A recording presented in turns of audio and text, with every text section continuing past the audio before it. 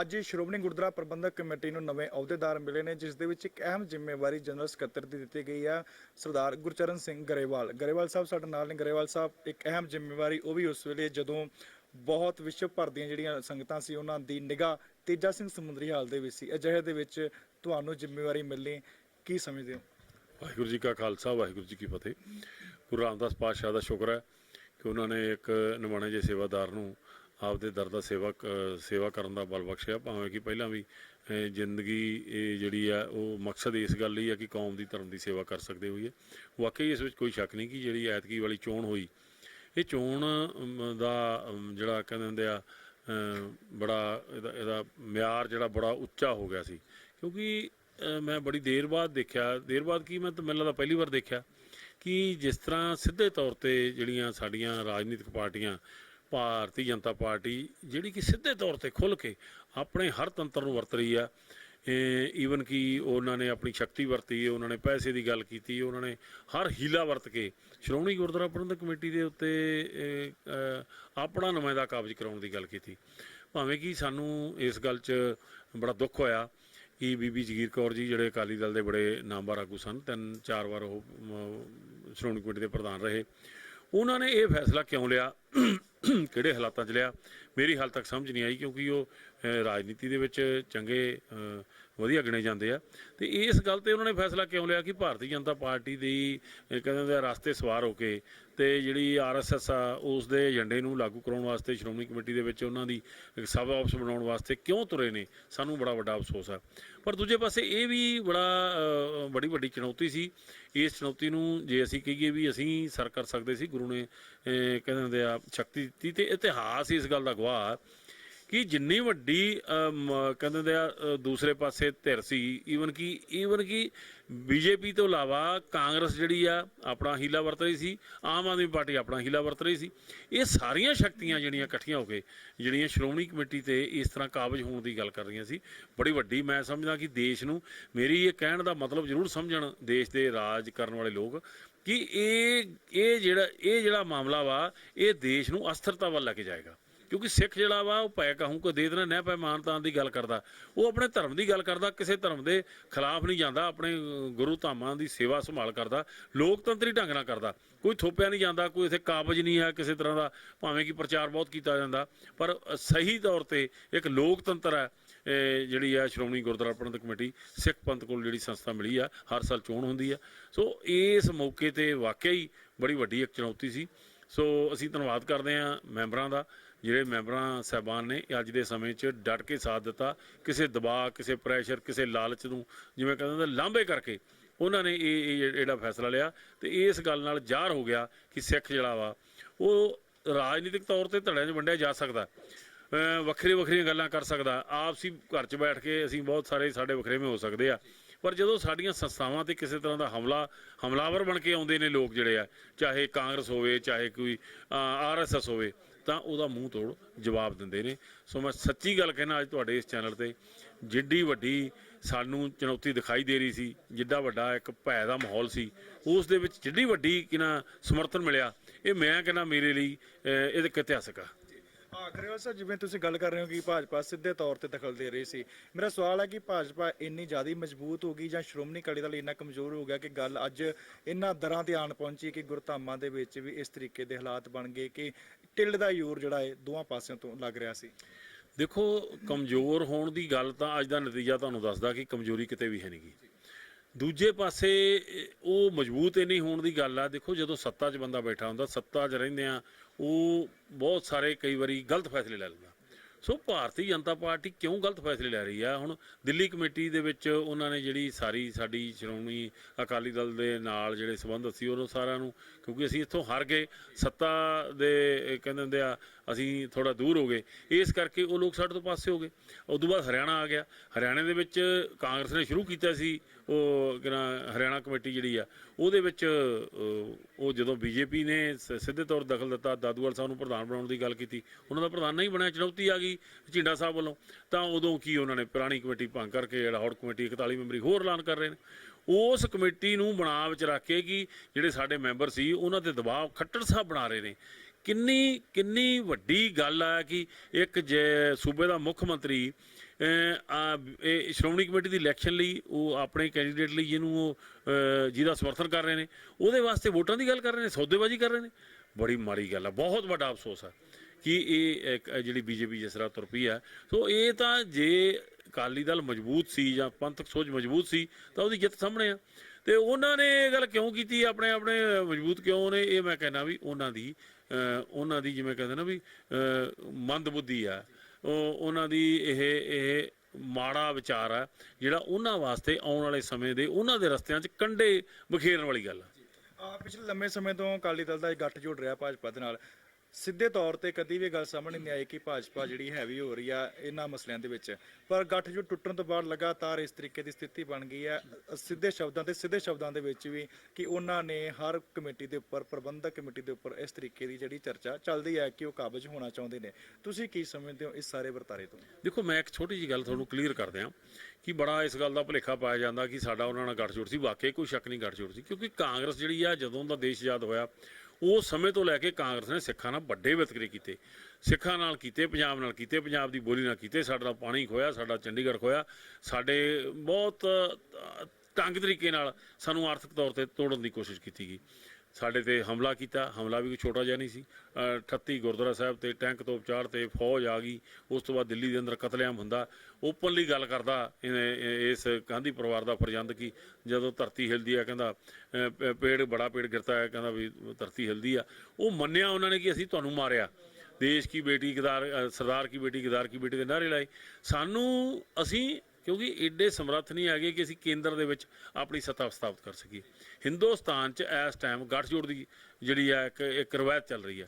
ਸੋ ਅਸੀਂ ਉਸ ਗੱਲ ਨੂੰ ਦੇਖਿਆ ਕਿ ਕਾਂਗਰਸ ਤੋਂ ਹਟ ਕੇ ਜਿਹੜੀ ਭਾਜਪਾ ਵਾ, ਅਸੀਂ ਉਹਦੇ ਨਾਲ ਹੱਥ ਮਿਲਾਇਆ। ਰਾਜਸੀ ਗੱਠਜੋੜ ਸੀ, ਮੁੱਦਿਆਂ ਦੇ ਆਧਾਰ 'ਤੇ ਗੱਠਜੋੜ ਸੀ। ਅਸੀਂ ਕਦੇ ਆਪਣਾ ਈਮਾਨ ਨਹੀਂ ਵੇਚਿਆ, ਅਸੀਂ ਕਦੇ ਆਪਣਾ ਧਰਮ ਜਿਹੜਾ ਉਹਨਾਂ ਦੇ ਕੋਲ ਗਹਿਣੇ ਨਹੀਂ ਪਾਇਆ। ਜਦੋਂ ਵੀ ਕਦੇ ਉਹਨਾਂ ਨੇ ਇਸ ਗੱਲ ਲਈ ਹਮਲਾ ਕੀਤਾ, ਸਾਡੇ ਤੇ ਕੀਤਾ, ਕੋਈ ਉਹਨਾਂ ਨੇ ਥੋਪੜ ਦੀ ਗੱਲ ਕੀਤੀ, ਉਹਦਾ ਜਵਾਬ ਦਿੱਤਾ, ਉਹਨੂੰ ਅਸੀਂ ਰੋਕਿਆ। ਸੋ ਇਸ ਕਰਕੇ ਅਸੀਂ ਇਹ ਗੱਲ ਕਲੀਅਰ ਕਰ ਦਈਏ ਕਿ ਜਿਹੜਾ ਗੱਠਜੋੜ ਆ ਉਹ ਰਾਜਸੀ ਗੱਠਜੋੜ ਸੀ। ਆਉਣ ਵਾਲੇ ਸਮੇਂ 'ਚ ਵੀ ਹੋਏਗਾ ਜਾਂ ਨਹੀਂ ਹੋਏਗਾ ਮੈਂ ਕਹਿ ਨਹੀਂ ਸਕਦਾ, ਪਰ ਇਹ ਜਿਹੜਾ ਅੱਜ ਇਹ ਧਰਮ ਦੇ ਵਿੱਚ ਦਖਲ ਦੇ ਰਹੀ ਹੈ ਬੀਜੇਪੀ, ਇਹ ਬਹੁਤ ਮਾੜੀ ਗੱਲ ਆ। ਇਸ ਗੱਲ ਲਈ ਸਿੱਖਾਂ ਦੇ ਅੰਦਰ ਇੱਕ ਬਹੁਤ ਵੱਡੀ ਇੱਕ ਨਫ਼ਰਤ ਦਾ ਪਾਤਰ ਬਣ ਜਾ ਰਹੀ ਆ ਬੀਜੇਪੀ, ਜਿਹੜੀ ਕਿ ਮੈਂ ਸਮਝਦਾ ਕਿ ਉਹਨੂੰ ਜ਼ਰੂਰਤ ਨਹੀਂ, ਉਹ ਇਸ ਰਸਤੇ ਤੁਰੀ ਆ।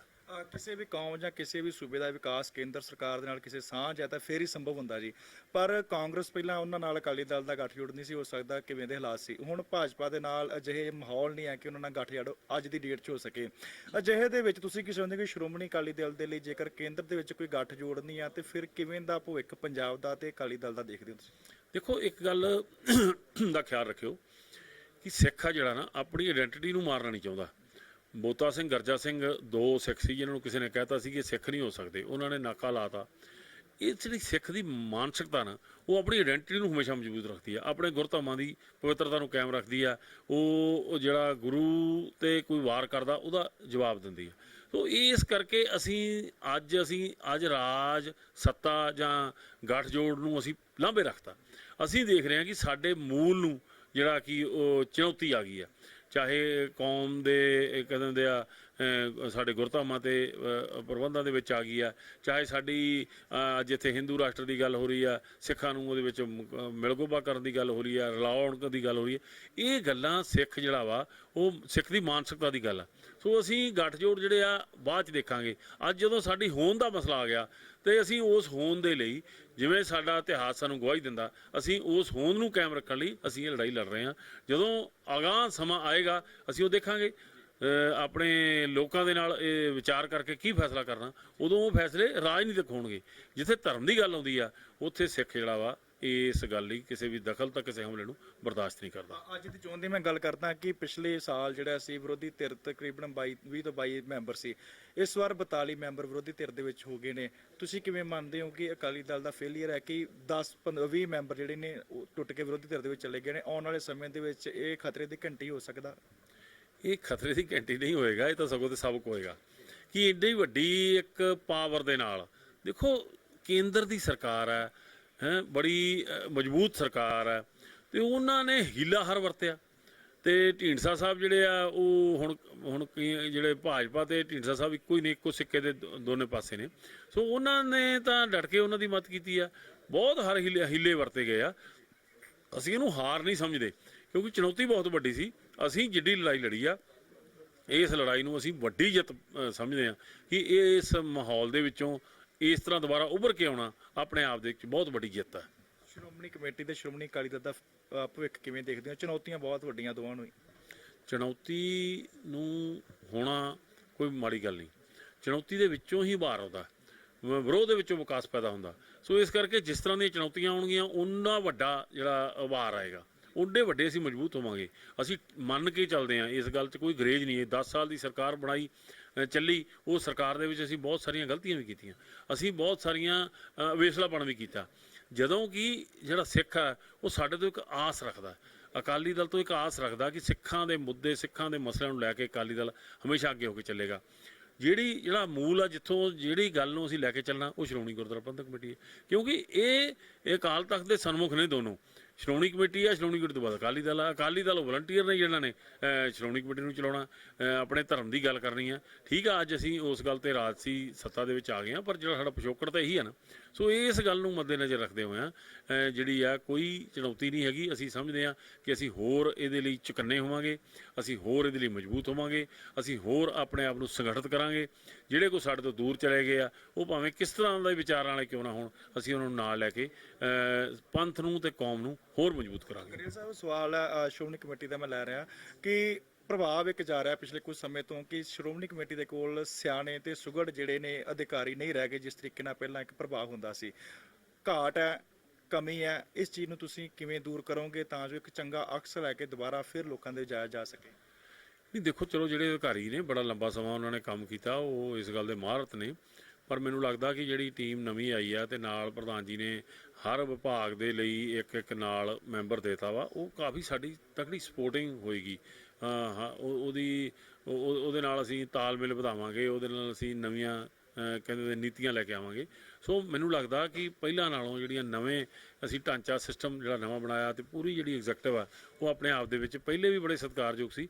ਮੈਨੂੰ ਲੱਗਦਾ ਐਤਕੀ ਅਸੀਂ ਇਸ ਚੁਣੌਤੀ ਜਿਹੜੀ ਆਈ ਸੀ, ਇਸ ਚੁਣੌਤੀ ਦੇ ਮੱਦੇਨਜ਼ਰ ਅਸੀਂ ਪਹਿਲਾਂ ਨਾਲੋਂ ਵੱਡੀ ਸ਼ਕਤੀ ਨਾਲ ਕੰਮ ਕਰਾਂਗੇ। ਤੇ ਮਹਾਰਾਜ ਗੁਰੂ ਮਹਾਰਾਜ ਕਿਰਪਾ ਕਰਨ, ਸੰਗਤ ਦਾ ਸਹਿਯੋਗ ਲੈ ਕੇ ਜੋ ਧਰਮ ਕੌਮ ਦੀ ਸੇਵਾ ਸਾਡਾ ਬਣਦਾ ਫਰਜ਼ ਹੈ ਉਹ ਅਸੀਂ ਅਦਾ ਕਰਾਂਗੇ। ਸ਼੍ਰੋਮਣੀ ਕਮੇਟੀ ਦੀਆਂ ਚੋਣਾਂ ਪਿਛਲੇ ਲੰਮੇ ਸਮੇਂ ਤੋਂ ਨਹੀਂ ਹੋ ਰਹੀਆਂ, ਤੁਸੀਂ ਕੀ ਮੰਗ ਕਰਦੇ ਹੋ ਤੇ ਕੀ ਕਾਰਨ ਮੰਨਦੇ ਹੋ? ਦੇਖੋ, ਸ਼੍ਰੋਮਣੀ ਕਮੇਟੀ ਦੀਆਂ ਚੋਣਾਂ ਕਰਾਉਣਾ ਅਕਾਲੀ ਦਲ ਦੇ ਹੱਥ ਨਹੀਂ ਜਾਂ ਸ਼੍ਰੋਮਣੀ ਗੁਰਦੁਆਰਾ ਪ੍ਰਬੰਧਕ ਕਮੇਟੀ ਦੇ ਹੱਥ ਨਹੀਂ। ਇਹ ਜਿਹੜੀ ਪਾਲਿਸੀ ਆ ਜਾਂ ਇਹ ਜਿਹੜਾ ਜੋ ਵੀ ਇਹਦੇ ਬਾਰੇ ਫੈਸਲਾ ਉਹ ਕੇਂਦਰ ਕਰਦਾ। ਸੋ ਕੇਂਦਰ ਸੁਖਾਵਾਂ ਮਾਹੌਲ ਦੇਖ ਕੇ ਕਰਦਾ। ਅਸੀਂ ਤਾਂ ਚਾਹੁੰਦੇ ਹਾਂ, ਸਾਨੂੰ ਕੋਈ ਇਸ ਗੱਲ ਦੀ ਮੁਸ਼ਕਲ ਨਹੀਂ ਹੈਗੀ। ਅੱਜ ਵੀ ਜਿਵੇਂ ਤੁਹਾਡੇ ਸਾਹਮਣੇ ਆ ਕਿ ਅੱਜ ਜਿਸ ਤਰ੍ਹਾਂ ਦਾ ਰੌਲਾ ਸੀਗਾ, ਉਸ ਰੌਲੇ ਦੇ ਵਿੱਚੋਂ ਜਿਹੜੀ ਧਿਰ ਹੈ, ਜਿਹੜੀ ਅਕਾਲੀ ਦਲ ਨਾਲ ਸੰਬੰਧਿਤ ਧਿਰ ਹੈ, ਉਹ ਵੱਡੀ ਜਿੱਤ ਪ੍ਰਾਪਤ ਕੀਤੀ ਆ। ਉਹਨਾਂ ਇਲੈਕਸ਼ਨਾਂ 'ਚ ਵੀ ਇੱਦਾਂ ਹੀ ਹੋਏਗੀ, ਕਿਉਂਕਿ ਫਿਰ ਇਹ ਕਹਿ ਦਈਏ ਕਿ ਉਹਨਾਂ ਚੋਣਾਂ ਦੇ ਵਿੱਚ ਜਦੋਂ ਇਹ ਜਿਹੜੀਆਂ ਪਾਰਟੀਆਂ, ਇਹ ਲੋਕ ਜਿਹੜੇ ਆ, ਚਾਹੇ RSS ਆ, ਚਾਹੇ ਭਾਜਪਾ ਵਾ, ਚਾਹੇ ਕਾਂਗਰਸ ਆ, ਚਾਹੇ ਆਮ ਆਦਮੀ ਲਗੋਟੇ ਕੇ ਫਿਰਦੀ ਆ, ਜਦੋਂ ਇਹ ਆਉਣਗੀਆਂ ਤੇ ਜਿਹੜਾ ਸੰਗਤ ਆ ਉਹ ਇਹਨਾਂ ਨੂੰ ਨਕਾਰ ਦਿੰਦੀ ਆ, ਇਸ ਗੱਲ ਨੂੰ ਬਰਦਾਸ਼ਤ ਨਹੀਂ ਕਰਦੀ। ਬਾਕੀ ਚੋਣਾਂ ਦੇ ਵੱਖਰੇ ਨਤੀਜੇ ਨੇ, ਵੱਖਰਾ ਨਜ਼ਰੀਆ, ਤੇ ਜਿਹੜੀ ਇਹ ਸ਼੍ਰੋਮਣੀ ਕਮੇਟੀ ਹੈ ਇਹਦੇ ਲਈ ਨਜ਼ਰੀਆ ਬਹੁਤ ਵੱਖਰਾ ਤੇ ਅਲੱਗ ਆ। ਆਖਰੀ ਸਵਾਲ ਹੈ ਕਿ ਜਿਹੜੀ ਪਹਿਲਾਂ ਐਗਜ਼ੈਕਟਿਵ ਦੀ ਲਿਸਟ ਜਾਰੀ ਹੋਈ ਸੀ, ਉਹਦੇ ਵਿੱਚ ਕਿਸੇ ਵੀ ਔਰਤ ਨੂੰ ਉਹਦਾ ਨਾਂ ਸ਼ਾਮਲ ਨਹੀਂ ਸੀ, ਪਰ ਜਿਹੜੀ ਬਾਅਦ 'ਚ ਪਤਾ ਲੱਗਾ ਕਿ ਉਹਦੇ ਵਿੱਚ ਸ਼ਾਮਲ ਕੀਤਾ ਗਿਆ ਹੈ, ਕਿਤੇ ਕਮੀ ਰਹੀ? ਇਸ ਤਰ੍ਹਾਂ ਦੀ ਕੋਈ ਗੱਲ ਨਹੀਂ ਸੀ, ਪਹਿਲਾਂ ਹੀ ਉਹਨਾਂ ਦੀ ਲਿਸਟ ਦੇ ਵਿੱਚ ਸ਼ਾਮਲ ਸੀ। ਤੇ ਉਹ ਤਰਤੀਬ ਜਿਹੜੀ ਆ ਉਹ ਪਹਿਲਾਂ ਲਾਸਟ ਤੇ ਸੀ, ਉਹਨਾਂ ਨੂੰ ਅੱਗੇ ਲੈ ਕੇ ਆਂਦਾ ਗਿਆ। ਤਰਤੀਬ ਦਾ ਹੀ ਫਰਕ ਸੀਗਾ, ਸ਼ਾਮਲ ਨਾ ਸ਼ਾਮਲ ਵਾਲੀ ਕੋਈ ਗੱਲ ਨਹੀਂ, ਕਿਉਂਕਿ ਉਹਨਾਂ ਤੋਂ ਇਲਾਵਾ ਵੀ ਜਿਹੜੀਆਂ ਕਮੇਟੀਆਂ ਦੂਸਰੀਆਂ ਬਣੀਆਂ, ਜਿਹੜੀਆਂ ਸਹਾਇਕ ਕਮੇਟੀਆਂ, ਉਹਨਾਂ 'ਚ ਵੀ ਬੀਬੀਆਂ ਹੈਗੀਆਂ। ਸੋ ਇਸ ਤਰ੍ਹਾਂ ਦੀ ਕੋਈ ਗੱਲ ਨਹੀਂ, ਬੀਬੀਆਂ ਲਈ ਹਮੇਸ਼ਾ ਸਤਿਕਾਰ ਆ। ਉੱਥੇ ਜ਼ਰੂਰ ਕੁਛ ਬੀਬੀ ਜਗੀਰ ਕੌਰ ਜੀ ਦੇ ਸਾਥੀ ਜਿਹੜੇ ਸੀ, ਉਹਨਾਂ ਨੇ ਆਵਾਜ਼ ਉਠਾਈ ਸੀ, ਤੇ ਉੱਥੇ ਇਹ ਵੀ ਗੱਲ ਦੀ ਚਰਚਾ ਆਈ ਕਿ ਇਹੀ ਪੰਥ ਹੈ ਜਿਹਨੇ ਬੀਬੀ ਜੀ ਨੂੰ 4 ਵਾਰੀ ਪ੍ਰਧਾਨ ਵੀ ਬਣਾਇਆ, ਤੇ ਉਦੋਂ ਮਰਦਾਂ ਨੇ ਇਸ ਗੱਲ ਦਾ ਰੌਲਾ ਨਹੀਂ ਪਾਇਆ। ਸੋ ਉਹ ਕੁਛ ਗੱਲਾਂ ਜਿਹੜੀਆਂ ਬੀਬੀ ਜੀ ਦੇ ਇਸ ਹਾਰ ਦੇ ਵਿੱਚੋਂ ਉੱਠ ਕੇ ਆਈਆਂ ਸੀ। ਸੋ ਕੋਈ ਬਹੁਤ ਵੱਡੀ ਗੱਲ ਨਹੀਂ, ਬਹੁਤ ਸਤਿਕਾਰਤ ਬੀਬੀ ਭੋਲੂਵਾਲ ਜੀ ਐਗਜ਼ੈਕਟਿਵ ਦੇ ਮੈਂਬਰ ਨੇ। ਹੋਰ ਵੀ ਬਾਕੀ ਸਾਰੀਆਂ ਬੀਬੀਆਂ ਨੂੰ ਵੱਖ-ਵੱਖ ਥਾਵਾਂ 'ਤੇ ਸਹਿਯੋਗ ਦਿੱਤਾ ਗਿਆ, ਸਹਿਯੋਗ ਲਿਆ ਗਿਆ। ਕੋਈ ਇਸ ਤਰ੍ਹਾਂ ਦੀ ਗੱਲ ਨਹੀਂ, ਬਹੁਤ ਵਧੀਆ ਜਿਹੜੀ ਆ ਇਹ ਜਿਹੜੀ ਐਗਜ਼ੈਕਟਿਵ ਬਣੀ ਆ। ਸੋ ਮੈਨੂੰ ਲੱਗਦਾ ਕਿ ਮਹਾਰਾਜ ਕਿਰਪਾ ਕਰਨਗੇ, ਇਹ ਐਗਜ਼ੈਕਟਿਵ ਆਉਣ ਵਾਲੇ ਸਮੇਂ ਦੇ ਵਿੱਚ ਪੰਥ ਨੂੰ ਜਿਹੜੀਆਂ ਦਰਪੇਸ਼ ਚੁਣੌਤੀਆਂ ਉਹਨਾਂ ਲਈ ਪੂਰੀ ਖਰੀ ਉਤਰੇਗੀ। ਤੁਸੀਂ ਬਹੁਤ ਤੇਜ਼-ਤਰਾਰ ਆਗੂ ਮੰਨੇ ਜਾਂਦੇ ਹੋ, ਤੇ ਪਰ ਪਿਛਲੇ ਸਮੇਂ ਤੋਂ ਲੈ ਕੇ ਅੱਜ ਦੇ ਐਪੀਸੋਡ ਤੋਂ ਜੋ ਰਿਜ਼ਲਟ ਆਇਆ ਨੇ, ਇਸ ਸਾਰੇ ਐਪੀਸੋਡ ਨੂੰ ਦੇਖ ਕੇ ਚੰਦ ਸ਼ਬਦਾਂ ਦੇ ਵਿੱਚ ਕੀ ਕਹਿਣਾ ਚਾਹੋਗੇ? ਨਹੀਂ ਦੇਖੋ, ਨਾ ਮੇਰੀ ਤੇਜ਼ ਤਰਾਰੀ ਹੈ, ਤੇਜ਼ ਤਰਾਰੀ ਤਾਂ ਸੰਗਤ ਦਾ ਸਹਿਯੋਗ ਆ। ਦੇਖੋ ਇਹੋ ਹੀ ਕਹਿਣਾ ਚਾਹੁੰਦੇ ਆ ਕਿ ਜਿਹੜੀ ਕੌਮ ਹੈ ਉਹ ਇਕਜੁੱਟ ਹੋਵੇ। ਕੌਮ ਦੇ ਸਾਹਮਣੇ ਜਿਹੜੇ ਵੱਡੇ ਮਸਲੇ ਨੇ, ਖਾਸ ਤੌਰ ਤੇ ਜਿਹੜੇ ਬੰਦੀ ਸਿੰਘਾਂ ਦਾ ਮਸਲਾ ਵਾ, ਦੇਖੋ ਬੰਦੀ ਸਿੰਘਾਂ ਲਈ ਅਕਾਲ ਤਖਤ ਸਾਹਿਬ ਨੇ ਸਾਨੂੰ ਆਦੇਸ਼ ਕੀਤਾ, ਅਸੀਂ ਕਮੇਟੀ ਬਣਾਈ, ਪਰ ਭਾਜਪਾ ਨੇ ਆਪਣੇ ਜਿਹੜੇ ਨੁਮਾਇੰਦੇ ਸੀ ਉਹਨਾਂ ਤੋਂ ਕਮੇਟੀ ਨੂੰ ਤੋੜ ਦਿੱਤਾ ਗਿਆ। ਸੋ ਇਹ ਬਹੁਤ ਵੱਡੀਆਂ ਗੱਲਾਂ ਨੇ। ਸਭ ਤੋਂ ਵੱਡੀ ਗੱਲ ਤਾਂ ਇਹੀ ਆ ਕਿ ਸਾਡਾ ਪੂਰਾ, ਜਿਵੇਂ ਕਹਿੰਦੇ ਨਾ ਵੀ, ਇਸ ਗੱਲ ਲਈ ਸਮਰਥਨ ਰਹੇਗਾ ਕਿ ਅਕਾਲ ਤਖਤ ਸਾਹਿਬ ਨੂੰ ਹੋਰ ਮਜ਼ਬੂਤ ਕਰੀਏ। ਅਕਾਲ ਤਖਤ ਸਾਹਿਬ ਨੂੰ ਕਿਸੇ ਤਰ੍ਹਾਂ ਦੀਆਂ ਚੁਣੌਤੀਆਂ, ਉਹਨਾਂ ਨੂੰ ਜੇ ਤਾਂ ਉਹ ਸਾਡੇ ਨਾਲ ਖੜਦੇ ਤਾਂ ਠੀਕ ਆ, ਨਹੀਂ ਤਾਂ ਲੋਕਾਂ ਵਿੱਚ ਨਸ਼ਰ ਕਰੀਏ। ਦੂਸਰਾ ਜਿਹੜਾ ਇੱਕ ਭੁਲੇਖਾ ਪਾਇਆ ਜਾ ਰਿਹਾ, ਇਹ ਮੈਂ ਤੁਹਾਨੂੰ ਖਾਸ ਤੌਰ ਤੇ ਤੁਹਾਡੇ ਮਾਧਿਅਮ ਨਾਲ ਦੱਸਣਾ ਚਾਹੁੰਦਾ ਕਿ ਇੱਥੇ ਗੱਲ ਕੀਤੀ ਜਾ ਰਹੀ ਹੈ ਕਿ ਇੱਥੇ ਕੁਝ ਲੋਕ ਕਾਬਜ਼ ਨੇ। ਉਹ ਭੁਲੇਖਾ ਪਿਛਲੇ ਸਮੇਂ ਵੀ ਕੱਢਣ ਦੀ ਕੋਸ਼ਿਸ਼ ਕੀਤੀ ਹੈ। ਐਤਕੀ ਵਾਰ ਅਸੀਂ ਪੂਰਨ ਤੌਰ ਤੇ ਇਸ ਗੱਲ ਦਾ ਜ਼ੋਰ ਲਾਵਾਂਗੇ ਕਿ ਸਿਆਸੀ ਦਖਲ ਹੈ। ਬਿਲਕੁਲ ਮੈਂ ਇਸ ਗੱਲ ਦਾ ਦਾਅਵਾ ਕਰਦਾ, ਮੈਂ ਬੜੇ ਲੰਬੇ ਸਮੇਂ ਤੋਂ, ਮੈਂ ਇਹ ਕਹਿ ਸਕਦਾ ਕਿ ਅੱਜ ਤੱਕ ਕਦੇ ਵੀ ਬਾਦਲ ਪਰਿਵਾਰ ਨੇ ਜਾਂ ਕੋਈ ਸੀਨੀਅਰ ਲੀਡਰਸ਼ਿਪ ਨੇ ਕਦੇ ਵੀ ਕੋਈ ਫੈਸਲਾ ਕਰਨ ਦਾ, ਉਹਨਾਂ ਨੂੰ ਥੋਪਣ ਦਾ ਕੋਈ ਆਰਡਰ ਨਹੀਂ ਕੀਤਾ। ਮੈਂ ਤਾਂ ਬੜੀ ਵਾਰੀ ਪੁੱਛੀ ਇਹ ਗੱਲ, ਕਿਉਂਕਿ ਮੈਂ ਵੀ ਇਸ ਗੱਲ 'ਚ ਕਰਨਾ ਹੁੰਦਾ ਵੀ ਜਿਹੜੇ ਸਾਡੇ ਖਿਲਾਫ ਆਵਾਜ਼ਾਂ ਉੱਠ ਰਹੀਆਂ ਨੇ, ਕੀ ਇਹ ਇਹਨਾਂ ਵੱਡੇ ਸਿਆਸੀ ਘਰਾਂ ਦੇ ਵਿੱਚੋਂ ਕੋਈ ਪਰਚੀਆਂ ਆਉਂਦੀਆਂ? ਬਿਲਕੁਲ ਕੋਈ ਇਸ ਤਰ੍ਹਾਂ ਦੀ ਗੱਲ ਨਹੀਂ ਹੈਗੀ। ਜਿਹੜਾ ਇਹ ਭੁਲੇਖਾ ਵਾ ਉਸ ਨੂੰ ਅਸੀਂ ਕੱਢਣ ਦੀ ਵੀ ਕੋਸ਼ਿਸ਼ ਕਰਾਂਗੇ। ਤੇ ਸਾਡਾ ਸਭ ਤੋਂ ਪਹਿਲਾ ਮਸਲਾ ਇਹ ਹੋਏਗਾ ਕਿ ਜਿਹੜੀ ਸਿੱਖ ਸ਼ਕਤੀ ਹੈ ਬਹੁਤ ਵੱਡੇ ਪੱਧਰ ਤੇ ਛੋਟੇ ਛੋਟੇ ਧੜਿਆਂ ਵਿੱਚ ਵੰਡੀ ਹੋਈ ਆ। ਅਸੀਂ ਸਾਰਿਆਂ ਨੂੰ ਨਾਲ ਲੈ ਕੇ ਚੱਲਾਂਗੇ। ਧਾਮੀ ਸਾਹਿਬ ਦਾ ਪਹਿਲਾਂ ਤੋਂ ਸੁਭਾਅ ਚੰਗਾ ਵਾ, ਸਾਰਿਆਂ ਨਾਲ ਰਾਬਤਾ ਵਾ। ਅਸੀਂ ਵੀ ਉਹਨਾਂ ਦੇ ਨਾਲ ਇਸ ਮੁੱਦੇ ਨੂੰ ਲੈ ਕੇ ਸਾਰੀਆਂ ਧਿਰਾਂ ਨੂੰ, ਆਪਸੀ ਵਖਰੇਵੇਂ, ਆਪਸੀ ਮਤਭੇਦ, ਕੋਈ ਵੀ ਵਿਚਾਰਧਾਰਕ ਕਿਸ ਤਰ੍ਹਾਂ ਦੀ ਗੱਲ ਆ, ਉਹਨੂੰ ਮਿਟਾ ਕੇ ਇਕੱਠੇ ਕਰਾਂਗੇ। ਅਕਾਲ ਤਖਤ ਸਾਹਿਬ ਨੂੰ ਮਜ਼ਬੂਤ ਕਰਾਂਗੇ ਤੇ ਅਕਾਲ ਤਖਤ ਦੀ ਸਰਪ੍ਰਸਤੀ 'ਚ ਕੌਮ ਦੀ ਚੜ੍ਹਦੀ ਕਲਾ ਲਈ ਲੜਾਈ ਜਿਹੜੀ ਆ, ਖਾਸ ਤੌਰ ਤੇ ਬੰਦੀ ਸਿੰਘਾਂ ਦੀ ਤੇ ਹੋਰ ਜਿਹੜੀਆਂ ਚੁਣੌਤੀਆਂ, ਉਹਦੇ ਲਈ ਅਸੀਂ ਲੜਾਂਗੇ। ਬਹੁਤ ਬਹੁਤ ਧੰਨਵਾਦ ਗਰੇਵਾਲ ਸਾਹਿਬ। ਵਾਹਿਗੁਰੂ ਜੀ ਕਾ ਖਾਲਸਾ, ਵਾਹਿਗੁਰੂ ਜੀ ਕੀ ਫਤਿਹ। ਸੋ ਇਹ ਸਨ ਨਵ ਨਿਯੁਕਤ ਜਨਰਲ ਸਕੱਤਰ ਸਰਦਾਰ ਗੁਰਚਰਨ ਸਿੰਘ ਜੀ ਗਰੇਵਾਲ, ਜਿਨ੍ਹਾਂ ਦੇ ਉੱਪਰ ਇੱਕ ਵੱਡੀ ਜ਼ਿੰਮੇਵਾਰੀ ਸ਼੍ਰੋਮਣੀ ਅਕਾਲੀ ਦਲ ਨੇ ਪਾਈ ਹੈ। ਉਹਨਾਂ ਨੂੰ ਇੱਕ ਅਹਿਮ ਅਹੁਦਾ ਜਿਹੜਾ ਦਿੱਤਾ ਗਿਆ ਸ਼੍ਰੋਮਣੀ ਗੁਰਦੁਆਰਾ ਪ੍ਰਬੰਧਕ ਕਮੇਟੀ ਦੇ ਵਿੱਚ। ਚੁਣੌਤੀਆਂ ਬਹੁਤ ਸਾਰੀਆਂ ਨੇ, ਕਿਸ ਤਰੀਕੇ ਨਾਲ ਸਰ ਕਰਨਗੇ ਸਮਾਂ ਤੈਅ ਕਰੇਗਾ, ਪਰ ਜਿਸ ਇਰਾਦੇ ਦੇ ਨਾਲ ਇਸ ਵੇਲੇ ਮੈਦਾਨ ਦੇ ਵਿੱਚ ਡਟ ਚੁੱਕੇ ਨੇ, ਲੱਗਦਾ ਹੈ ਕਿ ਕਾਫੀ ਹੱਦ ਤੱਕ ਕੋਸ਼ਿਸ਼ਾਂ ਜਿਹੜੀਆਂ ਉਹਨਾਂ ਵੱਲੋਂ ਜਾਰੀ ਰਹਿਣਗੀਆਂ। ਹਰਿੰਦਰ ਸਿੰਘ ਨਾਲ ਸੁਰਿੰਦਰਪਾਲ ਸਿੰਘ, ਅੰਮ੍ਰਿਤਸਰ।